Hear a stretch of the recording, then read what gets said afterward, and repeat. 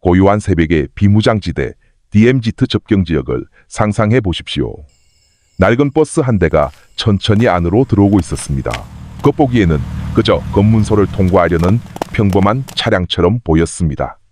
하지만 버스 문이 열리는 순간 그곳에 있던 모두는 숨을 멈췄습니다. 좌석에 앉아있는 것은 살아있는 승객이 아니라 영혼 없는 49구의 시신이었습니다. 이토록 끔찍한 비극이 어떻게 아무도 모르게 일어날 수 있었을까요? 누가 그들을 이곳으로 데려왔으며 어떤 끔찍한 목적을 위해서였을까요? 더욱 소름 끼치는 것은 이후에 밝혀진 진실이 우리를 교묘하게 운영되는 초국가적 인신매매의 어두운 네트워크 속으로 끌어들였다는 사실입니다. 이 이야기에서 우리는 저주받은 버스 뒤에 숨겨진 비밀을 한 겹씩 벗겨낼 것입니다. 버스가 처음 발견된 순간부터 사회 전체를 뒤흔든 진실이 폭로되기까지 이 실화는 슬플 뿐만 아니라 우리 모두가 더 경각심을 갖고 조심해야 한다는 경고의 메시지이기도 합니다. 이처럼 삶의 교훈으로 가득 찬 실화를 계속해서 접하고 싶으시다면 구독과 알림 설정을 잊지 마시고 이 이야기를 널리 공유해 주십시오. 우리가 전하는 모든 이야기는 단순한 소설이 아니라 우리 모두를 위한 경각심을 일깨우는 장치이기 때문입니다. 2023년 8월 12일 이른 새벽, 아직 동이 트기도 전 경기도 파주시 민간인 통제선 민통선 검문소의 공기는 뼛속까지 파고들듯 차가웠습니다. 옅은 안개가 나무들 사이로 자욱하게 피어올라 주변에 적막함을 더했습니다.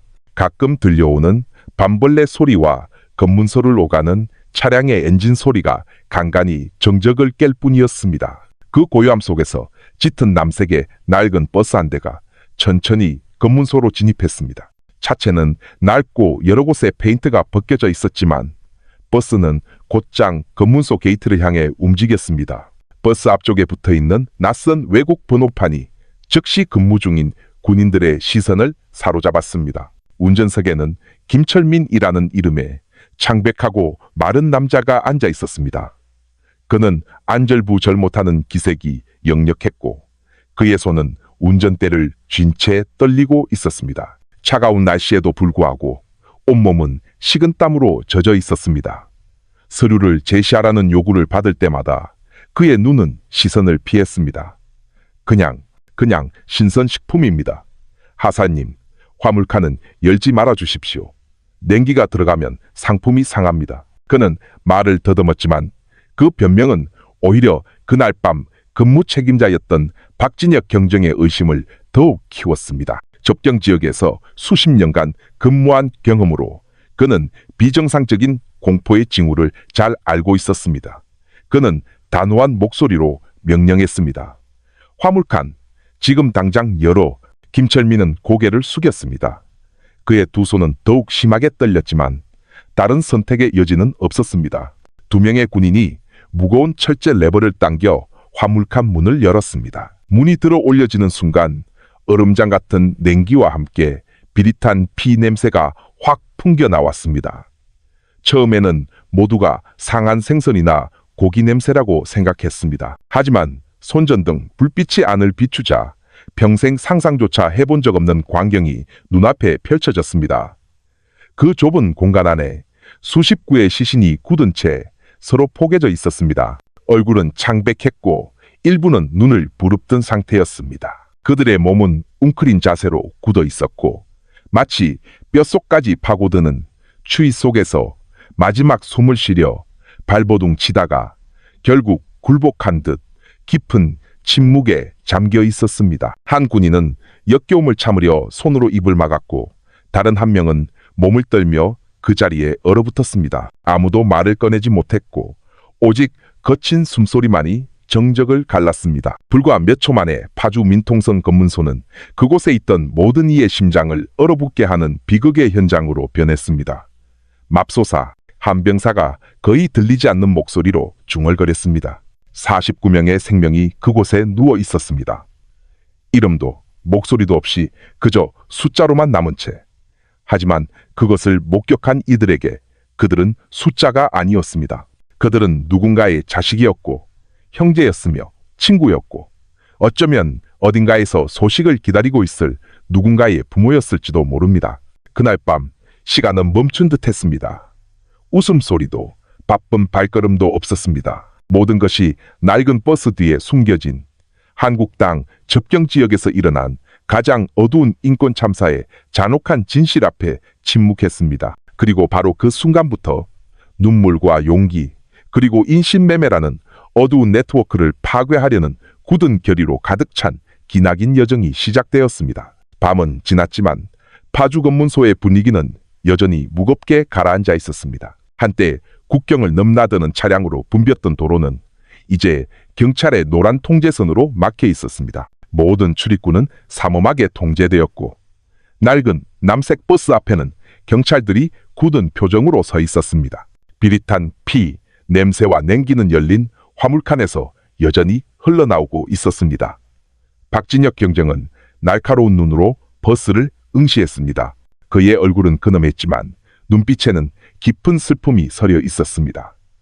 즉시 경찰청 국가수사본부에 연락해 이건 보통 사건이 아니야. 그가 짧게 지시했습니다. 얼마 지나지 않아 구급차와 특수기동대 차량들이 도착했습니다. 희생자들의 시신은 조심스럽게 하나씩 옮겨져 들 것 위에 놓인 뒤 흰 천으로 덮였습니다. 비명소리는 없었고 아스팔트 위를 걷는 발소리만이 들릴 뿐이었습니다. 모든 경찰관에게 모든 시신은 단순한 숫자가 아니었습니다.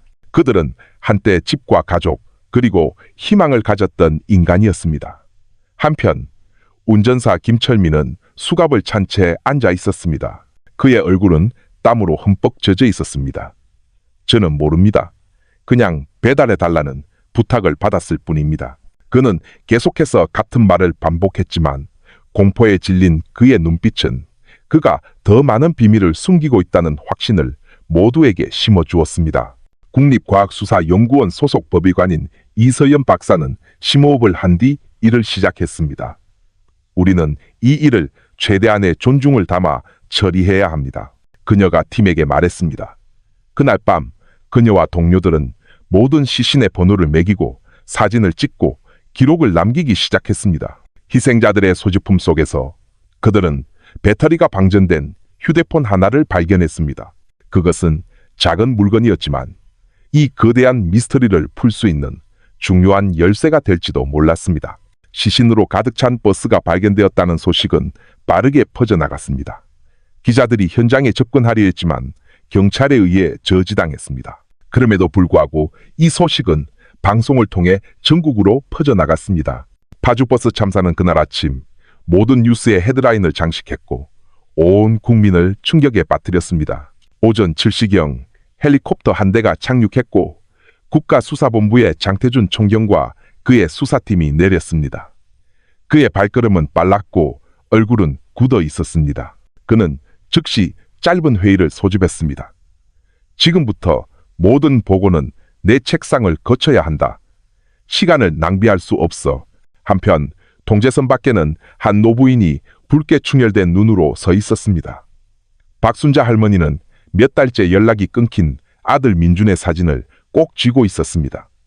경찰 아저씨, 우리 아들도 저 안에 있을까요? 그녀는 떨리는 목소리로 물었습니다.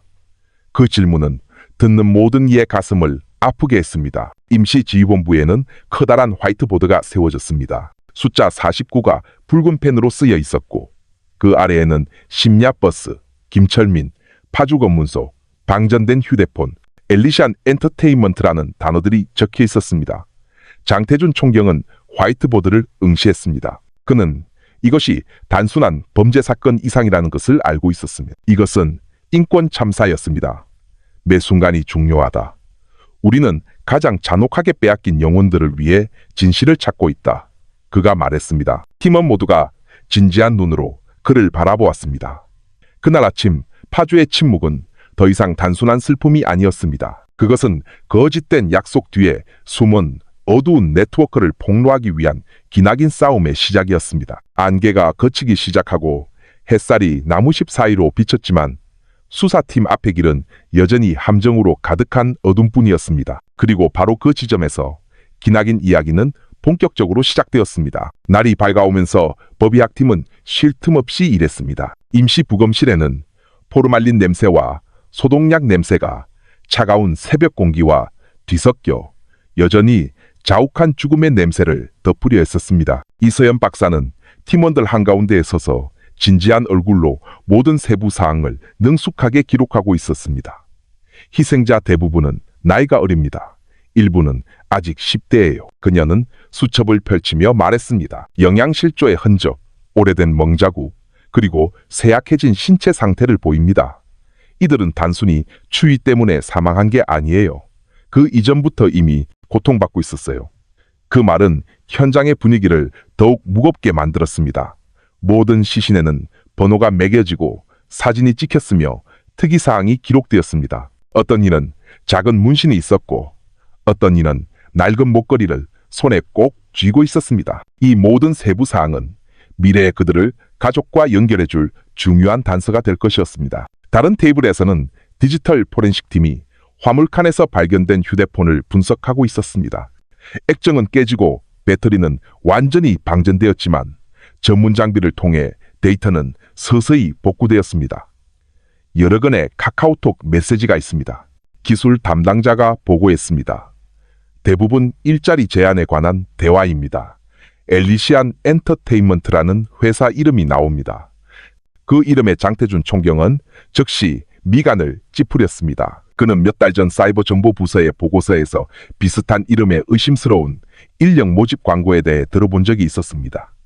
모든 데이터를 복사해 발신자 번호, 이메일 주소, 카카오톡 단체 채팅방 전부 다 장 총경이 지시했습니다. 한편 김철민은 여전히 2명의 경찰관의 삼엄한 감시 아래 수갑을 찬 채 앉아 있었습니다. 그의 얼굴은 지쳐 보였지만 집중적인 신문 과정에서 그가 여전히 무언가를 숨기려 한다는 것이 명백해졌습니다. 김철민 씨, 임시조사실로 들어선 장태준 총경의 목소리는 평탄했지만 날카로웠습니다. 당신은 그저 배달해달라는 부탁을 받았다고 했지. 누가 당신을 고용했나? 김철민은 침묵했습니다.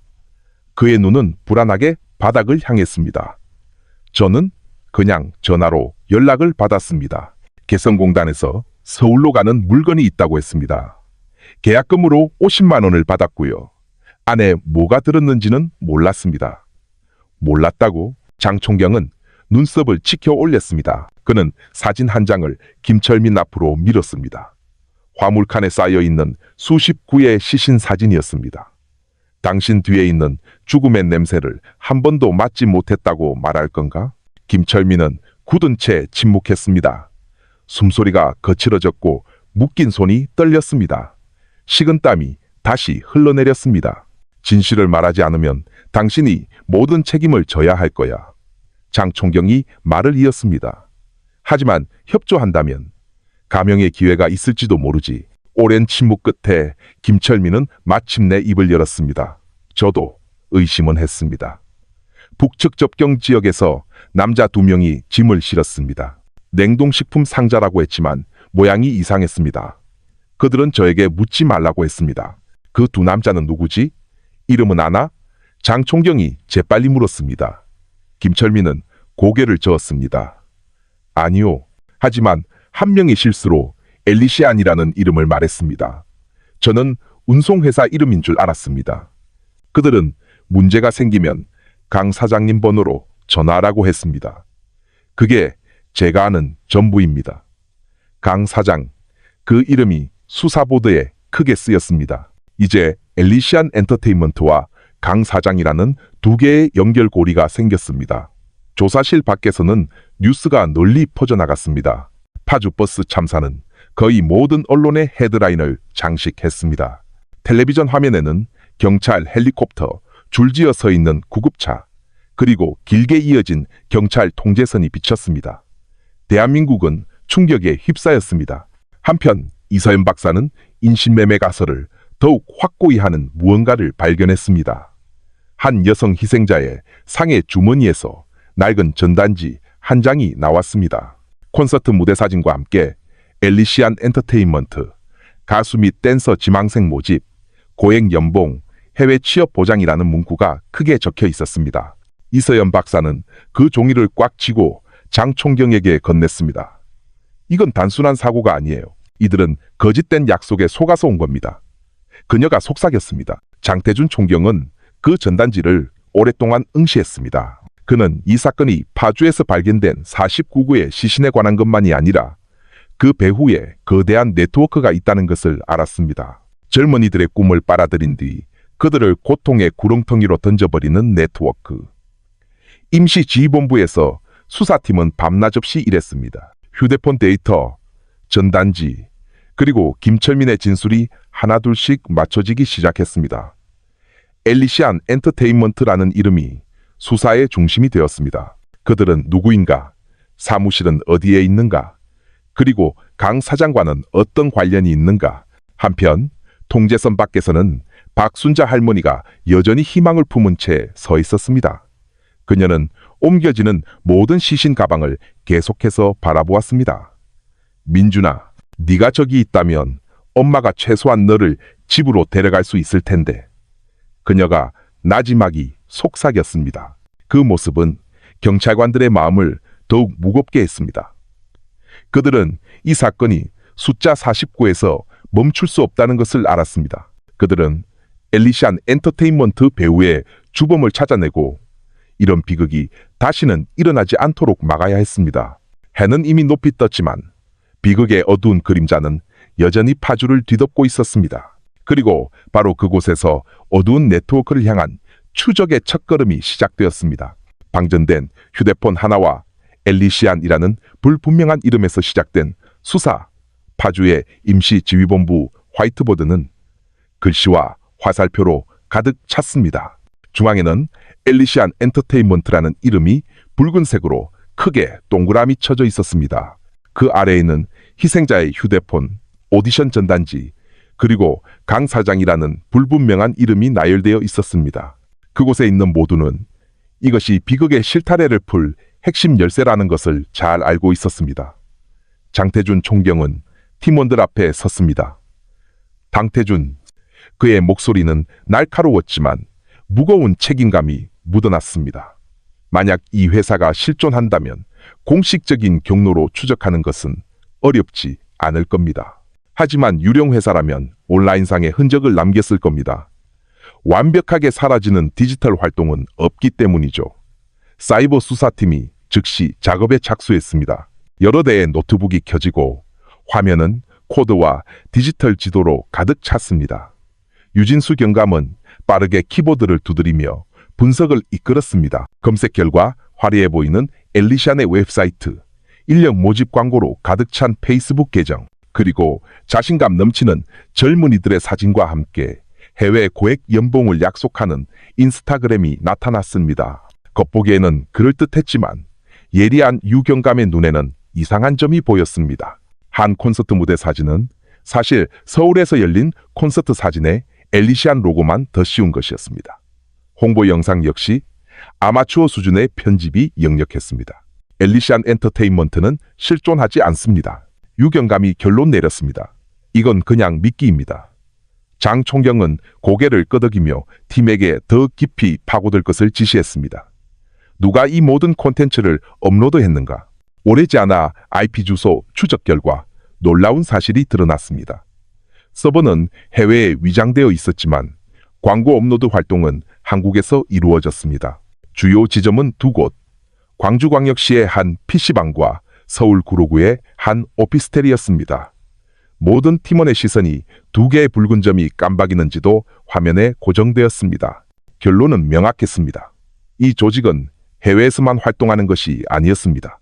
그들은 한국에 거점을 두고 이곳에서 희생자들을 모집하고 있었습니다. 더 나아가 희생자의 휴대폰 데이터에서 엘리시안 패밀리라는 이름의 카카오톡 단체 채팅방이 발견되었습니다. 그룹의 마지막 메시지는 내일 새로운 출발조가 있습니다. 강 사장님께 연락하세요. 였습니다. 그 이름이 다시 등장하며 의심을 더욱 굳혔습니다. 사이버팀은 통신사 협조를 통해 해당 번호를 추적했고 그 번호가 주로 광주광역시 시내에서 활성화되며 강미숙이라는 이름의 소액 은행 계좌와 연결된 선불폰 충전 거래 내역이 있음을 발견했습니다. 장태준 총경은 그 기록을 오랫동안 응시한 뒤 무거운 목소리로 말했습니다. 만약 그녀가 맞다면 여기가 네트워크로 들어가는 문이다. 우리는 계획을 잘 세워야 해. 이런 유형의 인간들은 친절한 얼굴 뒤에 숨는데 능숙하지. 수사가 진행되는 동안 파주버스 참사 소식은 더욱 널리 퍼져나갔습니다.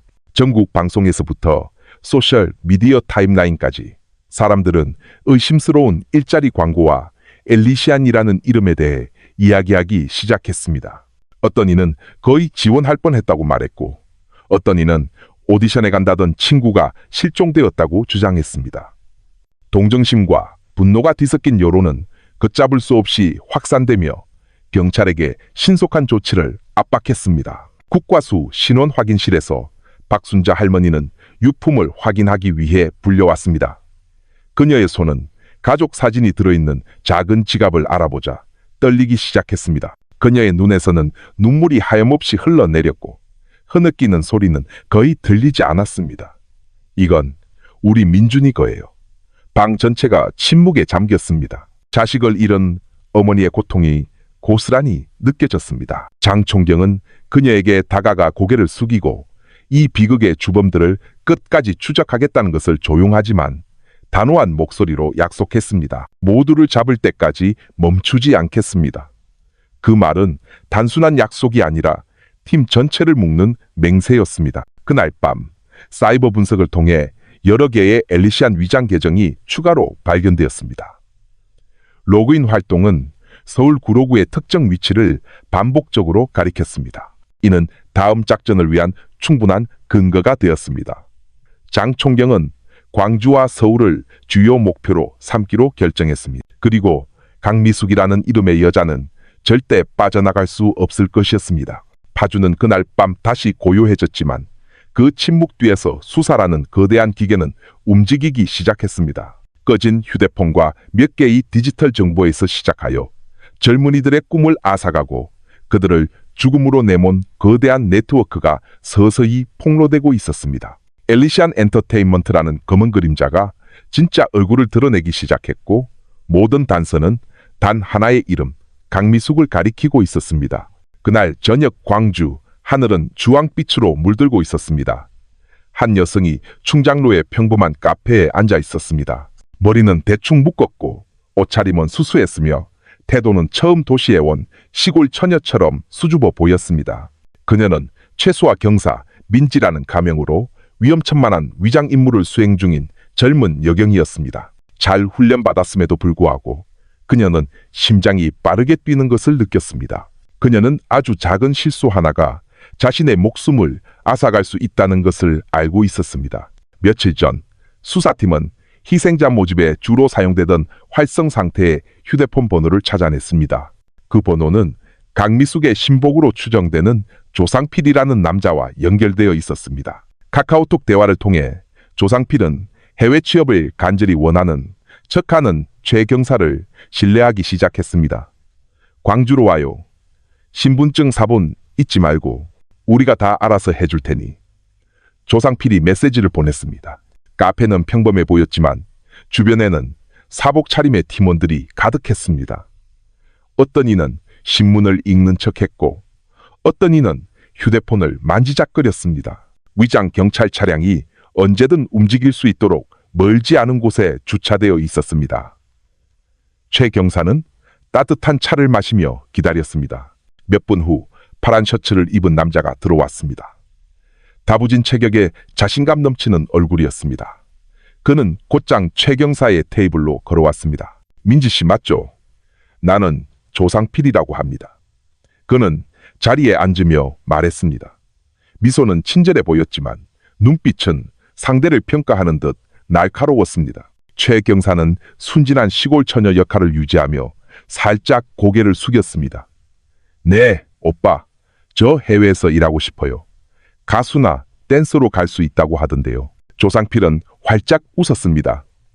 그럼 특별한 루트가 있지. 월급도 높고 집에 돈 편하게 붙일 수 있어. 성공한 애들 많아. 그는 휴대폰을 꺼내 젊은 아티스트들이 있는 화려한 콘서트 무대 사진을 보여주었습니다. 봐, 얘들 지금 다 해외에서 공연하고 있어. 전부 우리를 통해서 간 거야. 최 경사는 감탄하는 척했습니다. 와, 정말요? 그럼 저는 누구랑 연락해야 해요? 진정해. 조상필은 비밀을 지키는 듯 나지막이 답했습니다. 우리보다 더 높은 분이 계셔. 그냥 강 사장님이라고 부르면 돼. 넌 많이 알 필요 없고 그냥 시키는 대로만 하면 돼. 자격만 되면 다음 주에 바로 출발할 수 있어. 최 경사는 망설이는 척했습니다. 정말로 간 사람이 있어요, 오빠? 조상필은 몸을 기울이며 목소리를 낮췄습니다. 지난주에 막 떠났어. 전라도 출신 여자애였는데 너랑 나이도 비슷할 거야. 지금쯤 목적지에 잘 도착했을 거야. 걱정 마. 모든 게 안전해.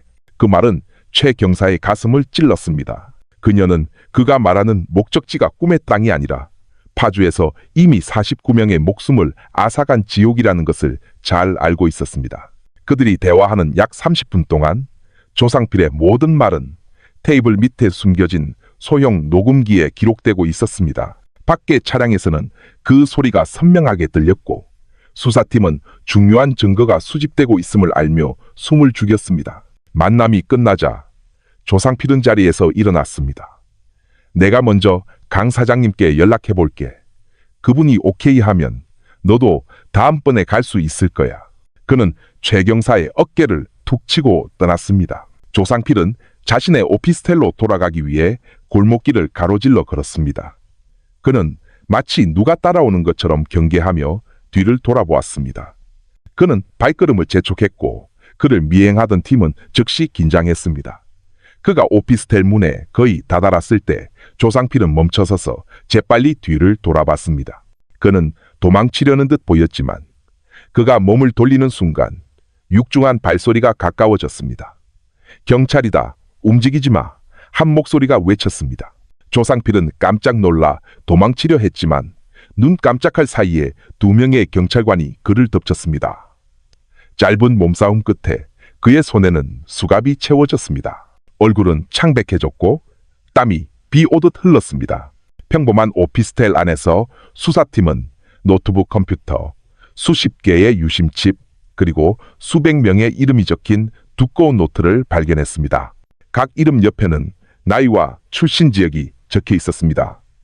전라도, 경상도, 심지어 강원도 출신도 있었습니다. 소름 끼치게도 많은 이름이 죽음의 버스에 있던 49명의 희생자와 일치했습니다. 그 소식은 즉시 지휘본부에 보고되었습니다. 장태준 총경은 그 명단을 오랫동안 응시했고 그의 턱은 굳게 다물어졌습니다. 이건 더 이상 추측이 아니야. 증거다. 그가 단호하게 말했습니다. 조사실에서 조상필은 계속해서 부인하려 했습니다.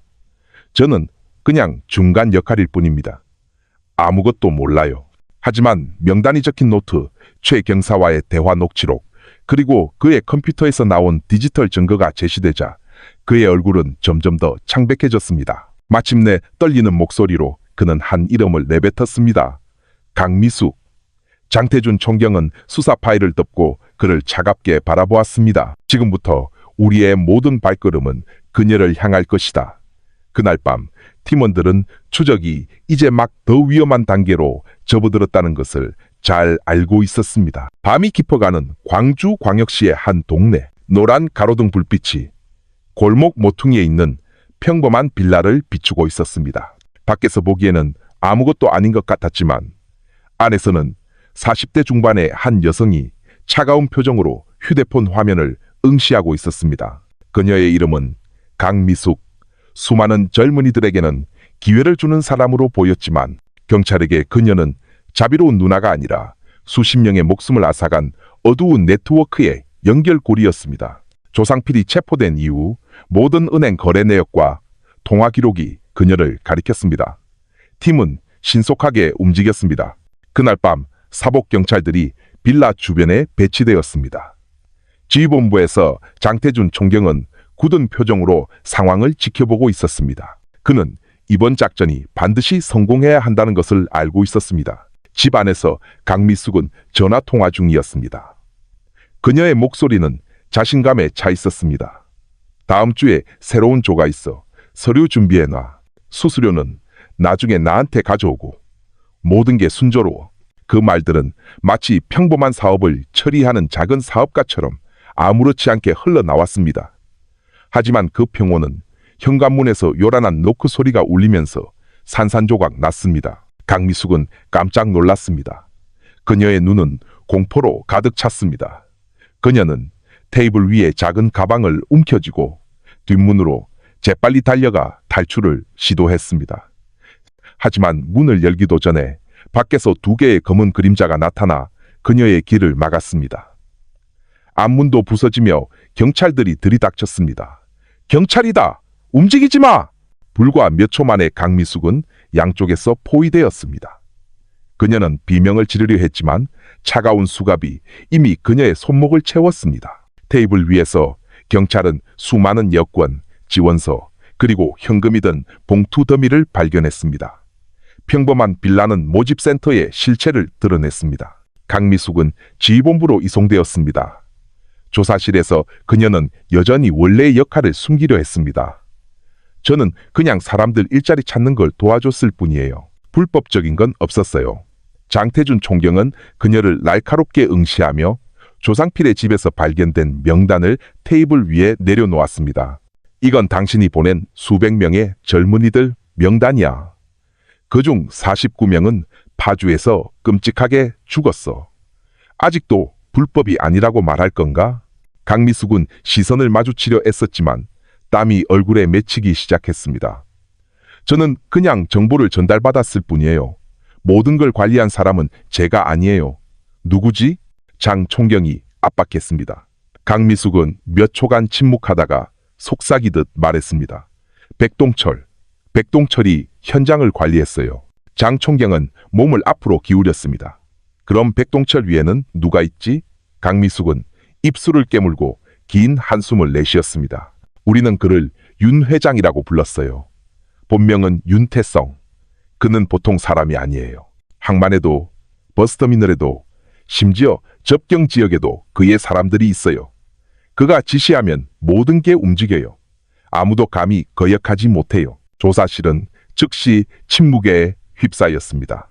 마침내 그 이름이 명확하게 드러났습니다. 윤태성, 배후에 숨어있던 거대한 주범.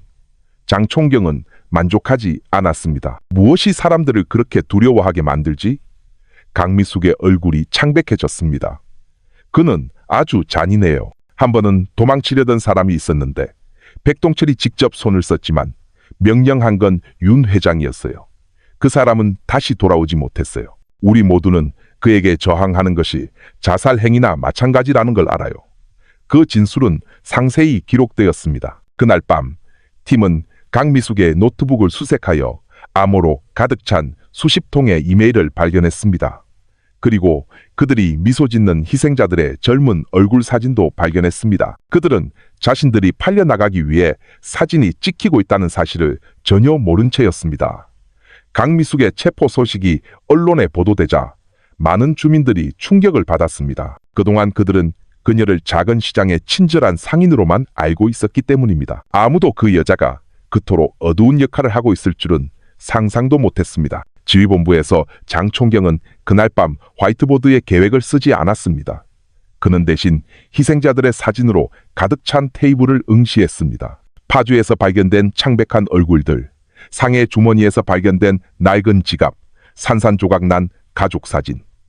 모든 것이 그를 향해 정의를 요구하는 듯 되돌아보고 있었습니다. 그는 주먹을 꽉 쥐었고 눈이 번뜩였습니다. 조상필과 강미숙은 잡았다. 다음은 백동철과 윤태성이다.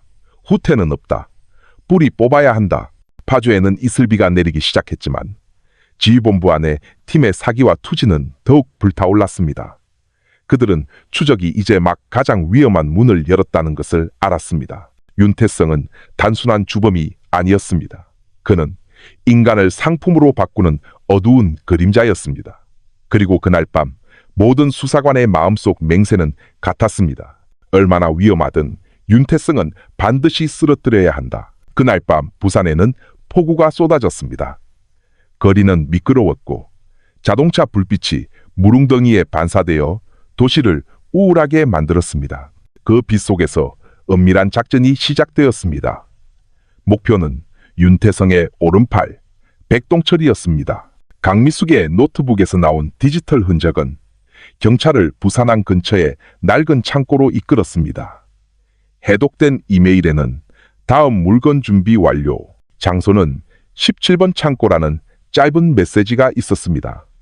평범한 문장이었지만 특수기동대를 움직이게 하기에 충분했습니다. 장태준 총경은 직접 팀을 이끌었습니다. 그는 백동철을 체포하는 것이 회장의 소굴로 들어가는 문을 여는 것임을 알고 있었습니다. 그날 밤 팀원들은 어둠 속에서 흩어져 녹슨 컨테이너들 사이로 잠입했습니다. 빗소리가 그들의 발소리를 덮어주었습니다. 연문 틈으로 최수와 경사가 통신기를 통해 속삭였습니다.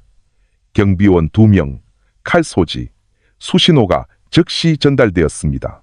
2명의 대원이 소리 없이 신속하게 움직여 경비원들을 제압했습니다. 이제 입구는 열렸습니다. 철문이 밀려 들어가자 곰팡내와 비린내가 섞인 냄새가 코를 찔렀습니다. 손전등 불빛이 안을 비추자 보이는 광경에 모두가 숨을 멈췄습니다.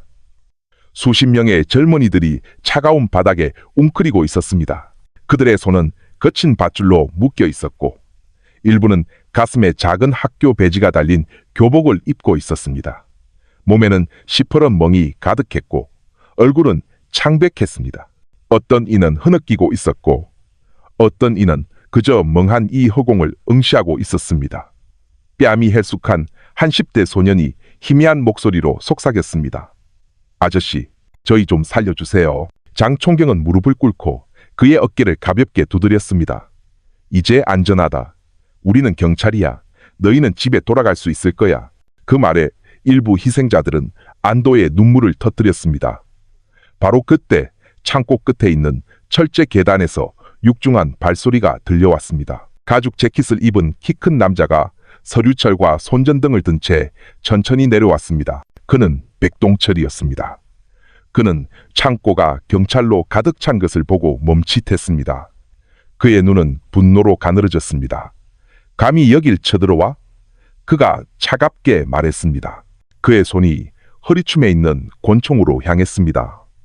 장 총경은 앞으로 나아가며 공포를 유발하지 않기 위해 자신의 총을 내렸습니다. 백동철, 내 길은 끝났어. 투항에 백동철은 비웃었습니다. 너희는 지금 누구를 상대하고 있는지 모르는군. 윤 회장님은 너희가 생각하는 것보다 훨씬 더 대단한 분이야. 그러고는 그는 총을 들어 철벽을 향해 위협적으로 발사했습니다. 총성이 요란하게 울리고 금속 파편이 튀었습니다. 희생자들은 비명을 지르며 공포에 떨었습니다. 경찰은 즉시 엄폐물 뒤로 몸을 숨기고 그에게 총을 겨눴습니다. 총 내려놔. 장 총경이 외쳤습니다. 상황은 팽팽했고 밖의 빗소리와 창고 안의 총성 반향음이 뒤섞였습니다. 마침내 경찰이 쏜 경고탄 한 발이 백동철의 발 근처 철제 난간에 맞았고 그는 깜짝 놀랐습니다. 그 혼란 속에서 특수기동대원 한 명이 그의 어깨를 정확히 쏘았습니다. 총이 손에서 떨어지고 백동철은 고통으로 얼굴을 찡그리며 무릎을 꿇었습니다. 몇 초 후 그는 수갑이 채워진 채 거친 숨을 몰아쉬었고 피가 소매를 적셨습니다. 너희가 이긴 것 같나? 그가 헐떡이며 말했습니다. 윤 회장님은 항만에도 버스터미널에도 심지어 너희 시스템 안에도 사람이 있어. 장 총경은 도발을 무시하고 백동철을 내려다보았습니다. 아무리 대단한 사람도 결국엔 무너지지. 오늘 밤은 내 차례야. 창고 밖에서 희생자들은 차례로 결박이 풀렸습니다. 어떤 이는 즉시 친구를 부둥켜 안았고 어떤 이는 자신이 아직 살아있다는 사실을 믿지 못하는 듯 멍하니 서 있었습니다. 밖으로 나왔을 때 거센 비가 그들의 얼굴을 때렸지만 그들의 눈물은 빗물과 섞여 그곳에 있던 모든 경찰관의 마음에 깊이 새겨지는 장면을 만들었습니다. 지휘본부에서의 신문은 새벽까지 계속되었습니다. 처음에는 입을 굳게 다물었지만 확실한 증거가 제시되자 그는 마침내 자백했습니다. 윤 회장님은 주소를 자주 옮기지만 가끔 강릉에 갑니다. 해변가에 낡은 빌라가 하나 있어요. 거기서 모든 해상 루트를 관리합니다. 그 정보는 충격적이었습니다. 강릉의 빌라는 다음 단서가 되었습니다. 신문이 끝난 후 장 총경은 혼자 앉아 있었습니다. 그는 지도나 글로 가득 찬 화이트보드를 보지 않았습니다. 이번에는 그저 지휘본부 창밖을 바라볼 뿐이었습니다. 비는 그쳤고 유리창에는 물방울만 맺혀 있었습니다. 그 반사된 모습 속에서 그는 지쳤지만 결의에 찬 자신의 얼굴을 보았습니다. 강릉, 그가 나지막이 속삭였습니다. 모든 것이 끝날 곳은 바로 거기다. 강릉에 새벽이 찾아왔습니다. 파도가 바위에 부딪혔고 짠 내음이 코를 찔렀습니다. 절벽 위에는 낡은 빌라 한 채가 우뚝 서 있었습니다. 벽색은 바랬지만 여전히 견고했습니다. 밖에서 보기에는 휴양지 별장 같았지만 정보부서는 의심스러운 신호를 보고했습니다. 한밤중에 드나드는 차량들, 비명소리를 덮기 위해 크게 튼 음악, 그리고 결코 꺼지지 않는 불빛. 장태준 총경은 팀을 집결시켰습니다. 진입로는 3군데, 알파팀은 정문, 브라보팀은 해변 쪽, 찰리팀은 후방으로 진입한다. 주요 목표는 인질 구출이다. 아무도 도망치게 해선 안 돼. 그의 목소리는 단호하고 확고했습니다. 팀은 해가 완전히 뜨기 전에 움직였습니다. 바닷바람이 그들의 발소리를 덮어주었습니다. 멀리서 빌라는 고요해 보였지만 문이 부서지는 순간 윤태성의 부하 수십 명이 칼과 사제총으로 무장한 채 쏟아져 나왔습니다. 집 앞 잔디밭에서 전투가 벌어졌습니다. 알파팀은 밖에서 저항하며 총알이 안으로 들어가는 것을 막았습니다. 한편 브라보팀은 해변 쪽에서 절벽을 기어올라 빌라 2층으로 진입했습니다. 그들은 방문을 부수고 들어갔고 보이는 광경은 가슴을 미어지게 했습니다. 수십 명의 남녀 청소년들이 철제 침대에 묶여 있었습니다. 어떤 이는 마취제 기운에 의식을 잃었고 어떤 이는 멍한 눈으로 허공을 응시했습니다. 벽에는 수추로 살려주세요 라고 휘갈겨 쓴 글씨가 있었습니다. 문이 열리자 울음소리가 터져 나왔습니다. 경찰이다. 이제 안전해. 아직 의식이 있는 희생자들은 쇠약한 몸에도 불구하고 일어나려 애썼습니다. 어떤 이는 즉시 쓰러졌고 어떤 이는 남은 힘을 다해 기어 나왔습니다. 아래층에서는 총성이 계속해서 울렸습니다. 섬광탄이 던져졌고 눈부신 빛과 폭발음이 빌라 전체를 흔들었습니다. 윤태성의 부하들은 균형을 잃었고 일부는 즉시 제압되었습니다. 하지만 윤태성 본인은 그곳에 없었습니다. 찰리팀의 보고에 따르면 검은 양복을 입은 거구의 남자가 뒷문 비밀 통로로 나왔다고 했습니다. 그의 손에는 검은 가방과 작은 원형 물체가 들려 있었습니다. 수류탄. 그는 주차된 SUV로 재빨리 걸어갔습니다. 포위되자 윤태성은 수류탄을 들어 올렸습니다. 물러서. 그렇지 않으면 다 같이 죽는 거야. 그의 목소리가 파도 소리를 뚫고 울려 퍼졌습니다. 경찰들의 시선이 긴장되었습니다. 장 총경은 앞으로 나아가며 차가운 얼굴로 말했습니다. 윤태성, 그 수류탄이 널 이기게 해줄 것 같나? 내려놔. 아직 법정에서 진술할 기회는 있어. 윤태성은 비웃었습니다. 법정? 난 평생을 지옥에서 살았어. 내가 무너진다면 너희도 같이 끌고 갈 거다. 그의 손이 수류탄 안전핀을 꽉 쥐었습니다. 긴장감은 극에 달했고 바닷바람이 그의 검은 양복을 흔들었습니다. 바로 그때 팀원 한 명이 윤태성의 손을 향해 재빨리 발포했습니다. 수류탄이 손에서 떨어져 바닥을 굴렀습니다. 눈 깜짝할 사이에 다른 대원이 그것을 절벽 아래로 걷어찼습니다. 절벽 아래에서 폭발음이 울리고 물기둥이 높이 솟구쳤습니다. 윤태성은 분노에 차서 울부짖었습니다. 그는 운전사를 밀치고 절벽 쪽으로 달려가 SUV를 버렸습니다. 멀리서 검은색 스피드보트 한 대가 기다리고 있었습니다. 엔진이 거친 물살과 싸우며 으르렁거렸습니다. 윤태성은 뛰어내렸습니다. 거구였지만 민첩한 몸이 즉시 파도에 휩쓸렸습니다. 스피드보트가 재빨리 다가왔고 2명의 남자가 그를 배 위로 끌어올렸습니다. 목표가 바다로 도주 중이다. 한 경찰관이 스피드보트를 향해 총을 쏘며 외쳤습니다. 총알이 선체에 맞았지만 거친 물살이 윤태성의 탈출을 도왔습니다. 스피드보트는 파도에 흔들리며 새벽 안개 속으로 사라졌습니다. 장 총경은 절벽 끝에 서서 거친 숨을 몰아쉬었습니다. 그는 방금 자신의 적을 삼켜버린 바다를 응시했습니다. 뒤에서는 희생자들이 차례로 옮겨지고 있었습니다. 어떤 이는 들것에 실렸고 어떤 이는 부축을 받아야 했습니다. 울음소리와 신에게 감사하는 기도소리가 구급차 사이렌 소리와 뒤섞여 들렸습니다. 임무는 성공적이었습니다. 수십 명의 희생자가 구출되었고 수십 명의 부하들이 체포되었으며 서류가 압수되었습니다. 하지만 거물 윤태성은 다시 한번 탈출했습니다. 장 총경은 잠시 눈을 감고 바닷바람의 짠내를 느꼈습니다. 안도감과 씁쓸함이 교차했습니다. 그는 추적이 아직 끝나지 않았다는 것을 알았습니다. 윤태성의 그림자는 여전히 맴돌고 있었고 그들이 언제 다시 마주하게 될지 알 수 없었습니다. 강릉에서의 대규모 작전 소식은 순식간에 전국으로 퍼져나갔습니다. 언론은 창백한 얼굴의 수십 명의 젊은 희생자들이 낡은 빌라에서 구출되는 충격적인 장면을 앞다투어 보도했습니다. 해변가에 늘어선 구급차와 무장 경찰들이 수갑찬 용의자들을 연행하는 모습이 전파를 탔습니다. 많은 이들이 희생자들이 구출된 것에 안도했지만 또 다른 소식 하나가 사회를 다시 들끓게 했습니다. 윤태성이 의문의 스피드보트를 타고 탈출했다는 사실이었습니다. 서울에서 이 소식은 신문 일면과 TV 뉴스를 장식했습니다. 심야 토크쇼에서는 파주와 강릉 사건에 대해 열띤 토론이 벌어졌습니다. 어떤 이들은 경찰의 노고를 칭찬했지만 어떤 이들은 거물급 범죄자가 여전히 활보하고 있다는 사실에 분노했습니다. 소셜미디어에서는 윤태성을 체포하라는 해시태그가 전국적인 트렌드가 되었습니다.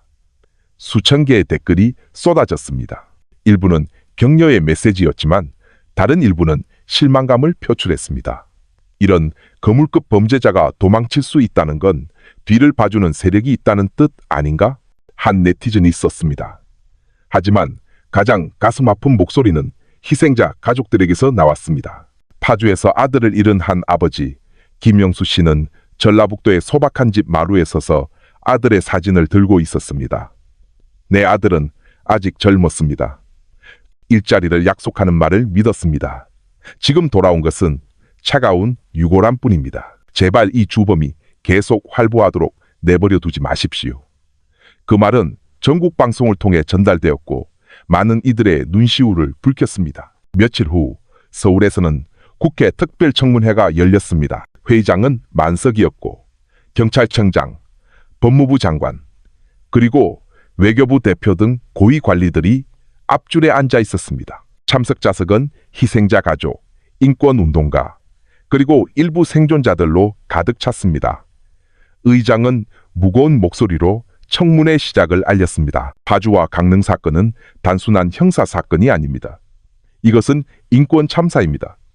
우리는 다시는 대한민국의 자녀들이 인신매매의 희생양이 되지 않도록 해야 합니다. 이어서 경찰청장이 작전의 세부 사항을 설명했습니다. 그의 목소리는 숫자와 데이터로 가득 찬 단호한 어조였습니다. 파주에서 49명의 희생자가 사망했고 강릉에서 수십 명이 추가로 구출되었습니다. 용의자 명단에는 수백 명의 이름이 있습니다. 우리는 이미 인터폴과 공조하고 있으며 곧 윤태성을 추적하기 위한 국제적색 수배가 발령될 것입니다. 법무부 장관 차례가 되자 분위기는 더욱 긴장되었습니다. 그는 참석자들을 바라보며 말했습니다. 이 사건은 단순히 범죄자를 체포하는 문제가 아니라 우리가 바로잡아야 할 시스템의 문제입니다. 정부는 이주 노동자 보호를 강화하고 직업 소개소 인허가 기준을 엄격히 하며 젊은이들의 꿈을 이용하려는 모든 이들에게 단호히 대처할 것을 약속합니다. 그 말에 긴 박수가 쏟아졌습니다. 하지만 가장 조용한 순간은 한 생존자가 발언하도록 초대되었을 때 찾아왔습니다. 앤디라는 이름에 여전히 창백한 얼굴의 말은 청년이 떨면서 일어섰습니다. 저는 소셜미디어에 올라온 엘리시안 광고에 속았습니다. 그가 말했습니다. 가수 오디션을 보게 해준다고 했지만 도착하자마자 우리는 인터넷으로 다른 사람들을 속이는 일을 강요당했습니다. 거부하면 폭행당했고 어떤 이들은 밥도 먹지 못했습니다. 그의 목소리는 떨렸고 눈에는 눈물이 고였습니다. 많은 국회의원들이 고개를 숙이고 차마 그를 똑바로 쳐다보지 못했습니다. 국회 건물 밖에서는 대학생과 인권운동가들이 평화 시위를 벌였습니다. 그들은 49명의 목숨을 헛되이 하지 마라, 인신매매를 멈춰라 라고 적힌 피켓을 들고 있었습니다. 그들의 외침은 서울의 거리를 울리며 정부에 대한 압박을 가중시켰습니다. 저녁에는 기자회견이 열렸습니다. 경찰청장은 연단 앞에 서서 굳은 표정으로 말했습니다. 강릉 작전은 중요한 발걸음이었지만 아직 끝나지 않았습니다. 윤태성은 여전히 도주 중입니다. 우리는 그가 어디에 숨어 있든 반드시 체포할 것을 약속합니다. 서울의 한 병원에서는 생존자들이 서서히 회복하고 있었습니다. 한 어린 소녀가 간호사에게 속삭였습니다. 저 그냥 집에 가서 엄마 보고 싶어요. 그 평범한 한마디는 그들이 짊어져야 할 깊은 상처를 반영했습니다. 한편 서울의 지휘본부에서 장태준 총경은 사무실에 홀로 앉아 있었습니다. 창밖으로 늦은 밤까지 계속되는 대학생들의 시위 함성이 들려왔습니다. 그는 눈을 감고 그 소리를 경청했습니다. 그것은 국민의 목소리였고 그들의 싸움을 지지하는 목소리였습니다. 장 총경의 마음속에서 한마디가 맴돌았습니다. 우리는 혼자가 아니다. 윤태성은 도망쳤을지 모르지만 우리는 그의 그림자를 계속해서 쫓을 것이다. 강릉 작전 후 몇 주가 지나 윤태성 추적은 국제적인 이슈가 되었습니다. 인터폴은 공식적으로 적색 수배를 발령했고 윤태성의 얼굴 사진은 공항, 국경 검문소에서부터 동남아시아 여러 국가의 경찰서에 이르기까지 모든 스크린에 나타났습니다. 하지만 그 인물은 마치 바다가 그를 삼켜버린 것처럼 흔적도 없이 사라졌습니다. 장태준 총경이 이끄는 특별팀은 멈추지 않았습니다. 강미숙과 백동철의 자료에서 그들은 서울에서 필리핀을 거쳐 중국의 한 작은 도시에서 멈추는 복잡한 금융거래를 발견했습니다. 서울에서 장 총경은 필리핀 국립경찰의 고위 간부인 라미레즈 총경과 만났습니다. 라미레즈 총경은 지도를 펼쳤습니다. 우리도 인신매매 루트를 추적하고 있습니다. 윤태성은 대한민국만의 위협이 아닙니다. 그는 우리의 관광지를 은신처로 사용하고 있습니다. 새로운 정보는 충격적이었습니다.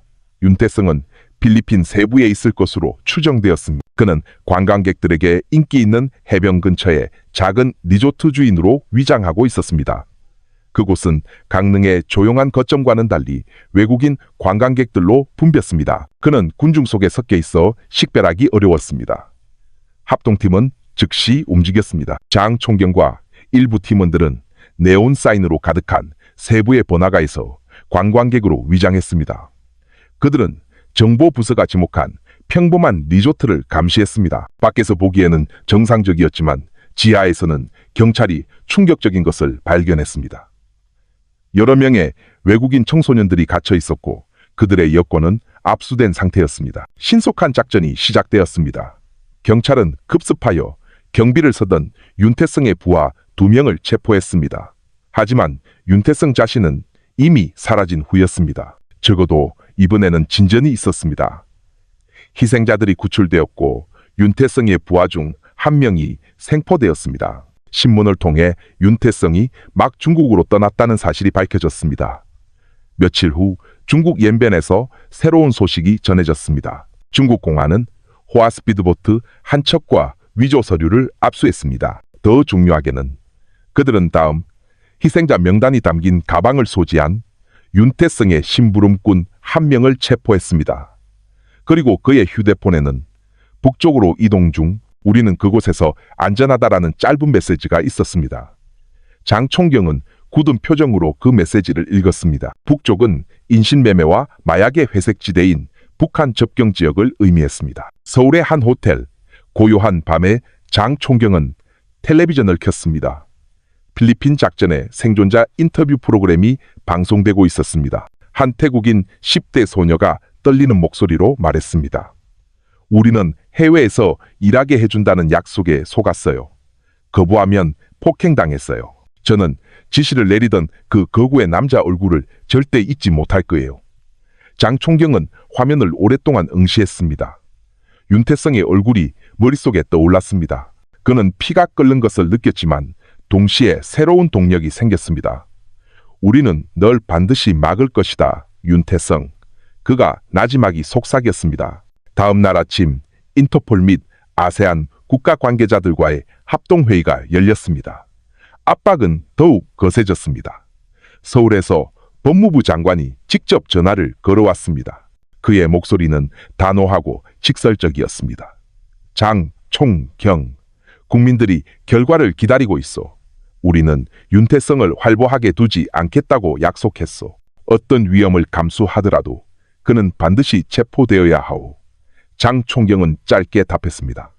알겠습니다, 장관님. 계속 추적하겠습니다. 추적은 새로운 국면으로 접어들었습니다. 윤태성은 더 이상 한 국가의 국경을 넘나드는 범죄자가 아니었습니다.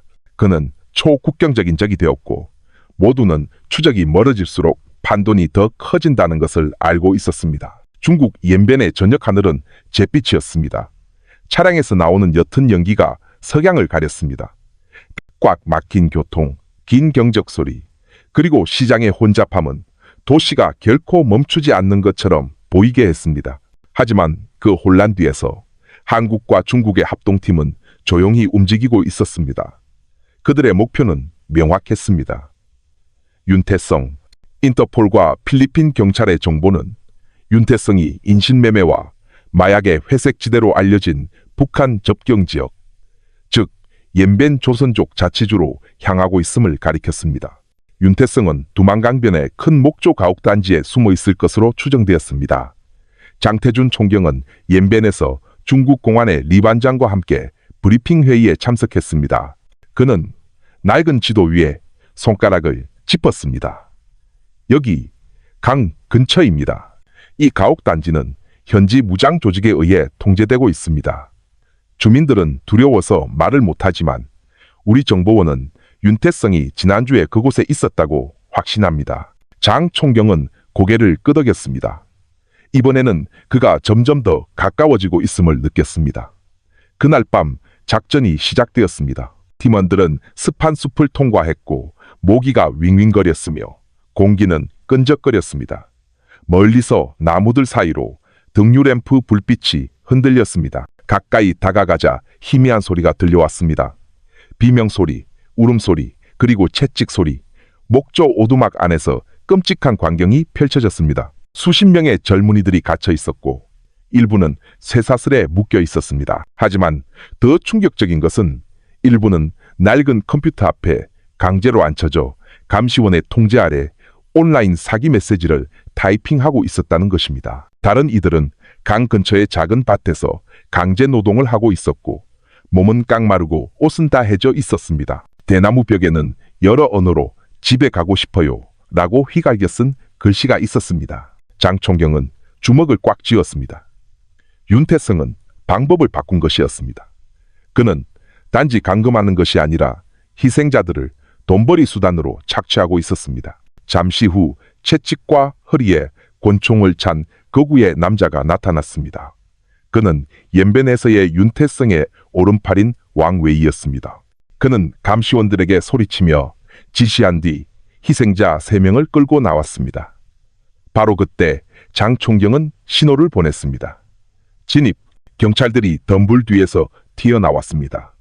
외침과 경고 사격 소리가 뒤섞였습니다. 짧은 전투가 벌어졌습니다. 왕웨이는 격렬하게 저항했지만 결국 다리에 총을 맞고 체포되었습니다. 거점이 장악된 후 희생자들은 풀려났습니다. 한밤중에 울음소리와 서로를 부둥켜 안는 소리가 울려 퍼졌습니다. 어떤 이는 기진맥진하여 쓰러졌고 어떤 이는 그저 서로를 껴안은 채 몸을 떨었습니다. 본관에서 팀은 장 총경의 피를 끓게 하는 무언가를 발견했습니다. 노트북 한 대에 음성 녹음 파일이 있었습니다. 익숙한 낮은 목소리가 흘러나왔습니다. 다음 물건 늦추지 마. 베트남 쪽 명단 준비됐는지 확실히 확인해. 다음 주에 내가 직접 북한으로 가서 확인할 거야.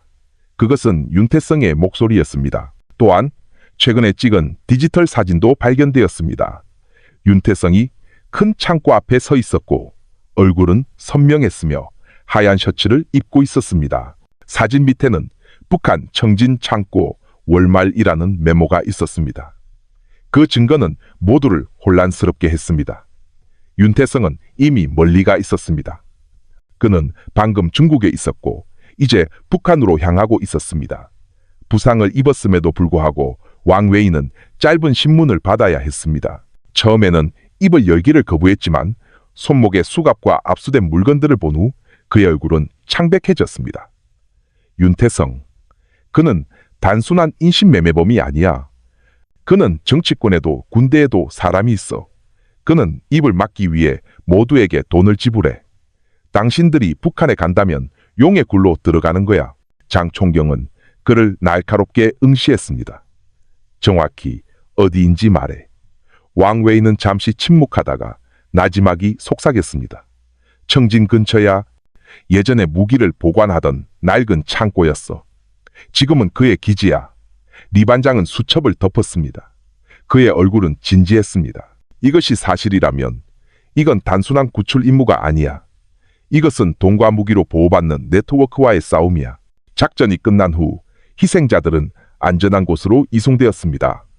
장 총경과 리 반장은 두만 강가에 서 있었습니다. 거친 물살이 달빛 아래 반짝였습니다. 장 총경님, 리 반장이 조용히 말했습니다. 지금 서울로 돌아가셔도 됩니다. 하지만 북한으로 들어간다면 위험은 2배가 될 겁니다. 윤태성뿐만 아니라 연루된 고위 관리들이 있을 수 있습니다. 장 총경은 거친 물살을 바라보다가 돌아섰습니다. 멈출 수 없습니다. 우리가 늦어질 때마다 희생되는 생명이 있습니다. 윤태성은 그가 어디에 숨어 있든 반드시 잡아야 합니다. 리 반장은 한숨을 쉬고 손을 내밀었습니다. 그렇다면 함께 갑시다. 이 추적은 더 이상 대한민국만의 것이 아닙니다. 이것은 공동의 싸움입니다. 장 총경은 그의 손을 굳게 잡았습니다. 그날 밤 중국의 어두운 강가에서 동맹은 더욱 굳건해졌습니다. 그들은 다음 발걸음이 그들을 북한으로 더 어둡고 더 큰 위험이 도사리는 소굴로 이끌 것이라는 것을 알고 있었습니다. 북한 접경 지역의 새벽 공기는 얼음장처럼 차가웠습니다. 옅은 안개가 함경북도 청진의 석회암 봉우리들을 뒤덮고 구불구불한 비포장도로를 가렸습니다. 중국에서 압수한 문서에 따르면 윤태성은 이 지역으로 향하고 있으며 예전에 무기 보관고로 사용되던 낡은 창고를 새로운 거점으로 삼고 있다는 것이 명확했습니다. 이제 북한의 협조적인 일부 관리들이 합류한 합동팀은 공식적인 사무실이 아닌 현지 관리들이 비밀기지로 사용하는 버려진 낡은 사찰에서 브리핑을 가졌습니다. 녹슨 종이 문에 걸려 있었고 돌벽은 이끼로 가득했습니다. 작은 촛불이 겨우 주위를 밝혔습니다. 장태준 총경, 리 반장, 그리고 북한 측의 김철호 부장이 재단이었던 나무판 위에 붙인 지도를 둘러싸고 앉아 있었습니다. 이 창고는 단순한 보관시설이 아닙니다. 김 부장이 말했습니다. 우리 정보원에 따르면 지하시설이 있고 100명 이상이 갇혀 있을 수 있습니다. 리 반장이 무거운 목소리로 덧붙였습니다. 윤태성의 부하들만 지키는 게 아니라 현지 무장 조직도 있습니다. 그들은 돈으로 보호받고 있습니다. 일부 북한 관리들도 이익을 얻고 있고요. 장 총경은 주먹을 꽉 쥐었습니다. 그 말은 그의 결의를 더욱 굳건하게 만들었습니다. 이것은 단순한 경찰 작전이 아니라 공무에 맞서는 싸움이었습니다. 해질녘 말쑥하게 차려입은 북한 남성 한 명이 조용히 들어왔습니다. 그는 자신을 최 부장이라고 소개했습니다. 옅은 미소가 얼굴에 걸려 있었지만 눈빛은 날카로웠습니다. 당신들이 윤태성을 쫓고 있다는 걸 압니다. 그가 약간의 억양이 섞인 영어로 말했습니다. 하지만 조심하시오. 이 사업을 보호하는 고위 관리들이 여럿 있어. 당신들이 굳이 들어간다면 윤태성뿐만 아니라 권력자들도 당신들의 적이 될 거요. 너무 늦기 전에 돌아가시오. 장 총경은 그를 차갑게 응시했습니다. 우리는 물러서기 위해 이렇게 멀리 오지 않았습니다. 수백 명의 목숨이 달려 있습니다. 최 부장이 가까이 다가왔습니다. 그의 목소리는 뱀의 속삭임처럼 낮아졌습니다. 그렇다면 기억하시오. 이 땅에서 용에게 맞서는 자들은 대개 돌아가지 못했소. 살아서 나갈 생각은 마시오. 그러고는 그는 등을 돌려 조용히 사찰을 떠났고 모두가 숨을 죽일 만큼 무거운 분위기만 남겼습니다. 그날 밤 현지 정보원으로부터 보고가 들어왔습니다. 용기를 낸 한 주민이 전날 윤태성이 검은색 차량과 함께 창고로 들어가는 것을 직접 봤다고 말했습니다. 그 단서는 장 총경의 심장을 빠르게 뛰게 했습니다. 가까워지고 있어 그가 속삭였습니다. 지휘 텐트에서 장 총경은 평소처럼 가만히 앉아있지 않았습니다. 그는 작은 불을 켜고 약간 떨리는 손으로 종이에 보고서를 썼습니다. 서울의 지휘관께 만약 이것이 마지막 보고서가 된다면 우리가 싸우기로 선택한 것은 이 일에 너무나 많은 생명이 달려있기 때문임을 알아주십시오. 결과가 어떻든 윤태성이 활보하도록 내버려 두지 마십시오. 그는 펜을 내려놓고 깊은 숨을 들이쉬었습니다. 텐트 밖의 안개는 더욱 짙어져 멀리 있는 불빛을 가렸습니다. 내일 아침 그들은 급습할 것이었습니다. 장 총경은 잠시 밖으로 나와 사찰마당에서 리 반장과 함께 섰습니다. 리 반장은 안개 장막을 바라보며 말했습니다. 아직 선택의 여지가 있습니다, 장 총경님. 만약 내일 실패한다면 희생자들 뿐만 아니라 우리 모두가 사라질 수 있습니다. 장 총경은 천천히 고개를 끄덕였습니다. 알고 있습니다. 하지만 더 나쁜 선택은 우리가 아무것도 시도하지 않고 그들이 죽게 내버려 두는 것입니다. 리 반장은 침묵하다가 손을 내밀었습니다. 그렇다면 함께 갑시다. 두 손은 사찰의 촛불 아래 굳게 맞잡혔습니다. 그날 밤 낯선 땅에서 그들의 결의는 더욱 강해졌습니다.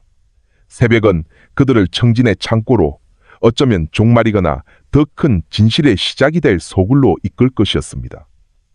짙은 안개가 여전히 청진을 뒤덮고 있을 때 새벽은 석회암 산맥의 윤곽을 드러냈습니다. 낡은 창고는 위압적으로 서 있었고 녹슨 철조망이 넓은 마당을 둘러싸고 있었으며 각 모퉁이에는 목조 감시탑이 있었습니다. 탐조등이 이리저리 움직였고 개의 짖는 소리가 차가운 공기 중에 울려 퍼졌습니다. 한국, 중국, 그리고 북한의 합동팀은 각자의 위치에서 준비를 마쳤습니다.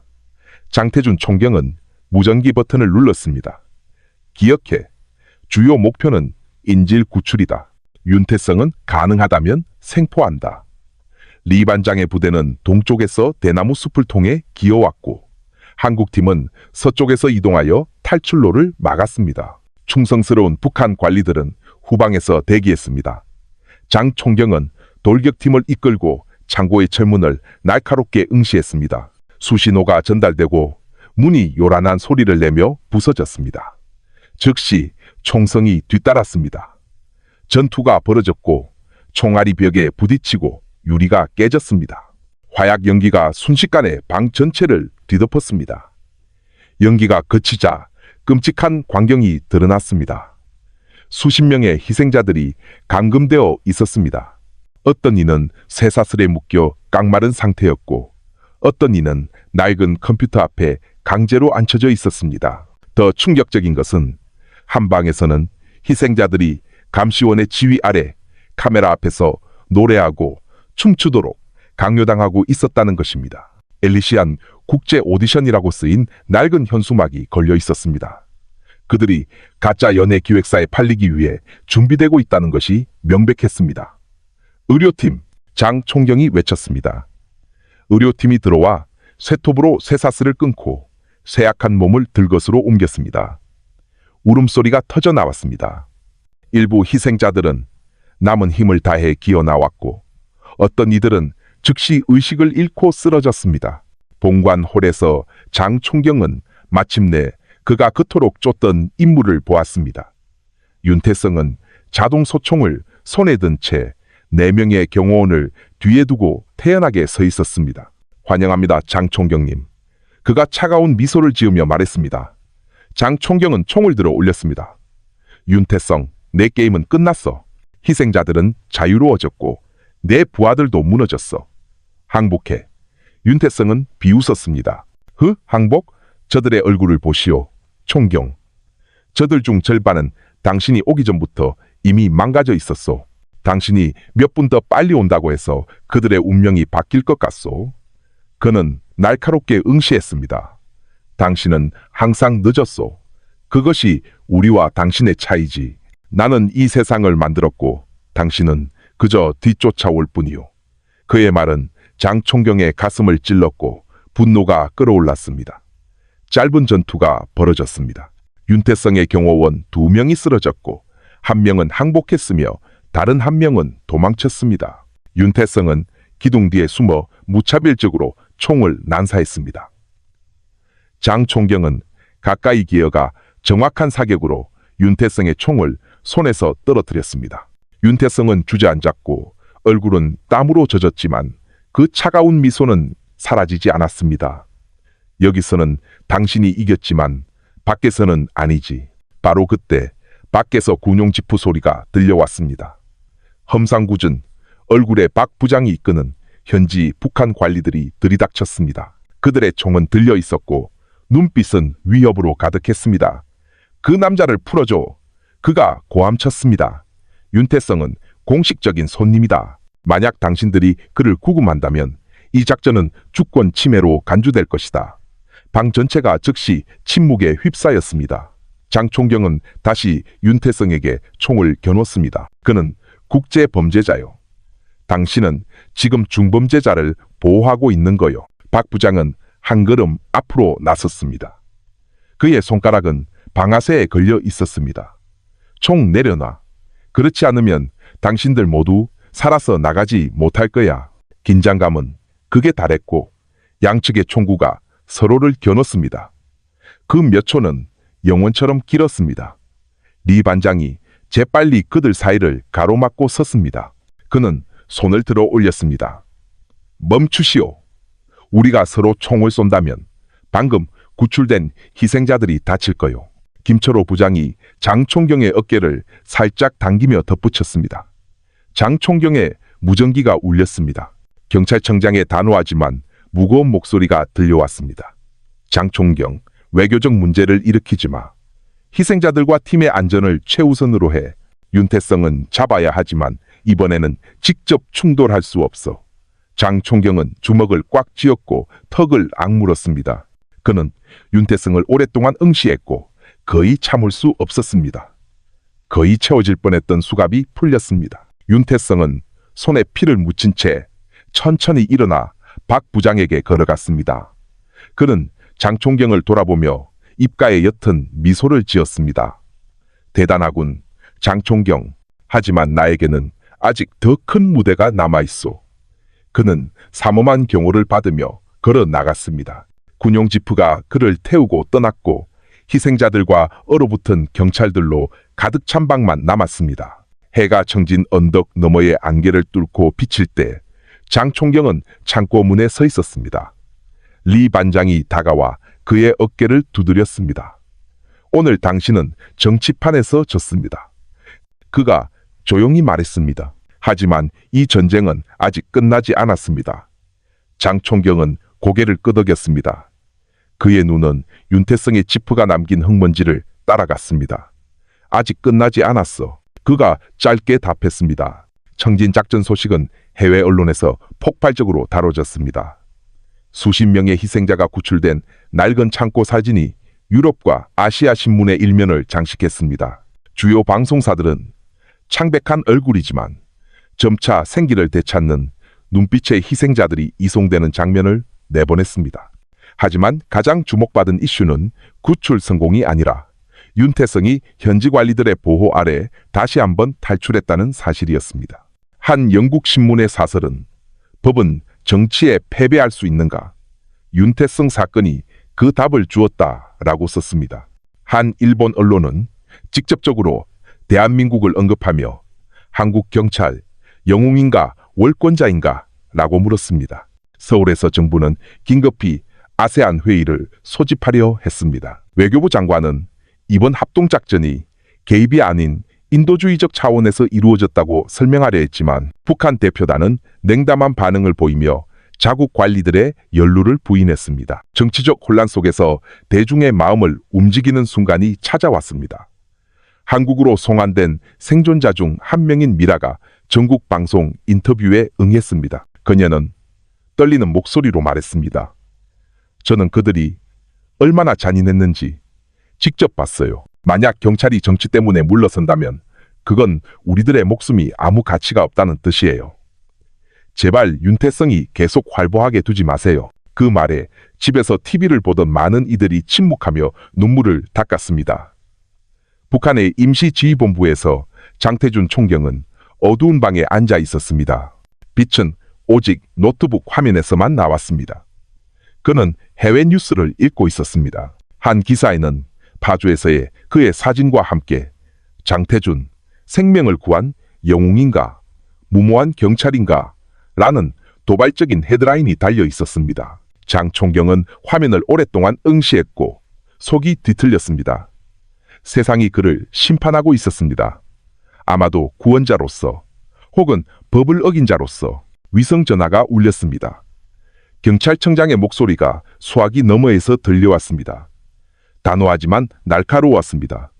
장 총경, 잘 들어. 우리는 윤태성뿐만 아니라 세계의 눈에 비친 대한민국의 명성과도 마주하고 있어. 한 걸음만 잘못 내디디면 우리는 침략자로 낙인 찍힐 거요. 하지만 멈춘다면 우리는 약하게 보일 것이오. 당신은 균형점을 찾아야 하오.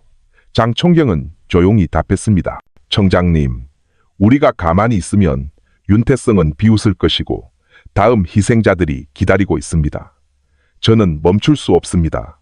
청장은 잠시 침묵하다가 말했습니다. 좋아. 하지만 세상이 지켜보고 있다는 것을 명심해. 그들이 당신을 월권자로 비난할 이유를 주지 마. 우리가 인도주의 편에 서 있다는 것을 증명해. 전화가 끊긴 후 침묵이 방을 덮었습니다. 리 반장이 침묵을 깼습니다. 장 총경님, 당신의 다음 단계는 무엇입니까? 장 총경은 노트북을 덮고 테이블 위에 펼쳐진 평양 지도를 바라보았습니다. 정보원에 따르면 윤태성이 직업박람회 형태로 위장한 비밀회의에 참석할 것이라고 합니다. 그게 우리의 기회입니다. 김철호 부장이 덧붙였습니다. 그게 사실이라면 우리는 북한 정치의 심장부로 들어가야 한다는 뜻입니다. 위험은 무기뿐만 아니라 외교적인 문제까지 포함됩니다. 장 총경은 깊은 숨을 들이쉬었습니다. 그것이 윤태성을 멈추기 위해 치러야 할 대가라면 저는 준비됐습니다. 리 반장은 그를 오랫동안 바라보다가 고개를 끄덕였습니다. 그렇다면 함께 갑시다. 세상이 결과를 기다리고 있습니다. 밖에서는 밤안개가 그들이 거점으로 사용하던 낡은 사찰을 삼켰습니다. 장 총경의 마음속에는 오직 한 문장만이 울려 퍼졌습니다. 이 추적은 아직 끝나지 않았고 이제 판도는 생명보다 더 커졌다. 북한의 수도 평양. 그날 밤은 가로등 불빛으로 환했습니다. 식민지 시대 양식의 건물과 현대적인 건물이 조화를 이루고 있었습니다. 거리는 활기차지만 조용했습니다. 대동강변의 한 호화로운 호텔, 닫힌 문 뒤에서 비밀회의가 진행되고 있었습니다. 정부 관리들과 사업가들이 국제노동협력에 대해 논의하고 있었습니다. 하지만 정보 보고에 따르면 그 방에는 그동안 쫓기던 인물이 모습을 드러냈다고 했습니다. 윤태성, 장태준 총경은 리 반장, 김철호 부장과 함께 위조 신분증을 이용해 행사 진행 요원으로 위장 잠입했습니다. 장 총경의 심장은 빠르게 뛰었습니다. 그는 이것이 마지막 기회라는 것을 알고 있었습니다. 문틈으로 그는 윤태성이 외국 관리들과 당당하게 대화하는 모습을 보았습니다. 그 차가운 미소는 청진에서 탈출했을 때와 같았습니다. 윤태성은 마치 온 세상이 자기 손안에 있는 것처럼 잔을 들어올렸습니다. 장 총경은 총을 꽉 쥐었지만 머릿속에서는 자신의 목소리가 울렸습니다. 그들이 당신을 월권자로 비난할 이유를 주지 마. 세상이 지켜보고 있어. 청장의 말이 여전히 기억 속에 선명했습니다. 그래서 장 총경은 쏘지 않았습니다. 그는 기회를 기다렸습니다. 회의가 끝나고 윤태성은 조용한 호텔 복도로 걸어 나왔습니다. 바로 그때였습니다. 윤태성, 장총경의 목소리가 공기를 갈랐습니다. 윤태성은 멈춰섰습니다. 그는 천천히 돌아섰고 옅은 미소가 나타났습니다. 또 당신이군. 인정해야겠소. 당신 참 끈질기군. 장총경은 앞으로 나아갔습니다. 여기가 내 길의 끝이다. 오늘 밤엔 어떤 인맥도 어떤 정치도 널 도울 수 없어. 윤태성은 가볍게 웃었습니다.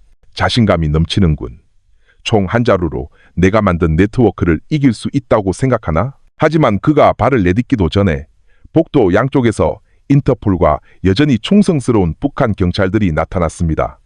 이는 그날 밤 긴급한 외교적 협상의 결과였습니다. 윤태성은 자신이 포위되었음을 깨달았습니다. 그의 얼굴은 처음으로 창백해졌습니다. 장총경은 날카롭게 응시했습니다. 당신은 항상 내가 늦었다고 말했지만 이번에는 제 시간에 맞춰왔지. 윤태성은 저항하려 했지만 여러 개의 강한 팔이 그를 수갑으로 제압했습니다. 함께 위장했던 팀원들 사이에서 작은 박수 소리가 터져 나왔습니다. 조용했던 호텔 복도는 이제 인신매매의 제왕이 몰락하는 증인이 되었습니다. 윤태성이 연행되어 나갈 때 호텔 앞에는 해외 언론의 카메라들이 기다리고 있었습니다. 플래시가 터졌습니다. 자신감으로 가득 찼던 윤태성의 얼굴은 이제 고개를 숙이고 있었습니다. 세상은 이번에는 정치가 아니라 법이 이겼다는 것을 보았습니다. 몇 주 후 윤태성은 공개법정에서 재판을 받았습니다. 희생자들의 증언이 상영되었고 다양한 증거들이 제시되었습니다. 판사가 의사봉을 내리치며 종신형을 선고했습니다. 재판정은 고요했고 오직 희생자 가족들의 안도하는 흐느낌 소리만이 들렸습니다. 서울에서 장총경은 전국 방송 카메라 앞에 섰습니다. 그는 길게 말하지 않았습니다. 단지 짧은 한마디뿐이었습니다. 해외에서의 쉬운 일자리에 대한 어떤 약속도 사람의 목숨과 바꿀 가치는 없습니다. 파주에서 사라진 49명의 생명을 기억하십시오. 헛된 꿈으로 우리의 신뢰를 사게 두지 마십시오. 그 말은 대한민국 전체에 울려 퍼졌습니다. 그리고 그날 밤 장총경이 집에 돌아왔을 때 그는 베란다에 앉아 하늘을 바라보았습니다. 밤바람이 부드럽게 불어왔습니다. 그의 마음속에서 그는 윤태성 추적은 끝났지만 인신매매와의 싸움은 결코 끝나지 않을 것임을 알고 있었습니다. 존경하는 시청자 여러분, 이 기나긴 이야기를 들으신 후 우리의 마음은 여전히 무겁게 느껴질 것입니다. 언급된 숫자들, 버스 한 대에서 사라진 49명의 생명, 속아서 해외로 보내진 수십 명의 청소년들. 사실 이것은 단순한 숫자가 아닙니다. 그 뒤에는 한때 희망으로 가득 찼던 얼굴이 있고 자녀에게 큰 꿈을 걸었던 가족이 있으며 자식의 더 나은 미래를 위해 매일 밤 기도했던 부모가 있습니다. 이 모든 것이 악한 인간들의 속임수 때문에 한순간에 무너져 내렸습니다. 우리가 텔레비전, 신문, 심지어 소셜미디어에서 자주 경고를 들었음에도 불구하고 왜 이런 비극이 계속해서 반복되는 것일까요? 그 답은 간단하지 않습니다. 일부는 사람들이 현혹될 만큼 달콤한 유혹 때문이고 일부는 정보 부족 때문이며 또 다른 일부는 낯선 사람을 너무 쉽게 믿기 때문입니다. 특히 부모님이신 형제자매 여러분, 우리가 자녀에게 심어주어야 할 가장 중요한 것은 단순히 유혹적인 말 한마디에 부자가 되는 지름길은 없다는 것입니다. 만약 누군가 가벼운 일에 높은 월급, 특히 해외에서 일할 기회를 제안하고 모든 것이 너무 쉬워 보인다면 바로 그것이 우리가 의심해야 할 지점입니다. 인생은 결코 노력 없이 결과를 주지 않습니다. 너무 화려해 보이는 모든 것 뒤에는 항상 위험이 숨어 있습니다. 옛 어른들은 고생 끝에 낙이 온다고 말씀하셨습니다.